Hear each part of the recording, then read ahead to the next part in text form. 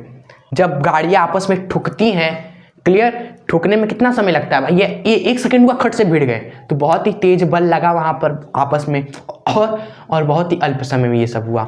तो आप 1-2 एग्जाम्पल आप लिख दीजिएगा एग्जाम में अगर पूछा जाए तो, क्लियर। तो ये रहा हमारा आज का वीडियो जिसमें हमने आवेग को अच्छे से समझाया, ठीक है। आई होप इस वीडियो में आपको समझ में आ गया होगा। अगर इसी तरह पढ़ते रहे, खुश रहे, आगे बढ़ते रहे। जय हिंद, वंदे मातरम। और एक और बात, अगर आप नए हैं तो आप सारे इंपॉर्टेंट टॉपिक्स आपको एक ही प्लेलिस्ट में मिल जाएंगे, क्लास 11th फिजिक्स 2025 के प्लेलिस्ट में, ठीक है। जाकर विजिट जरूर कर लें।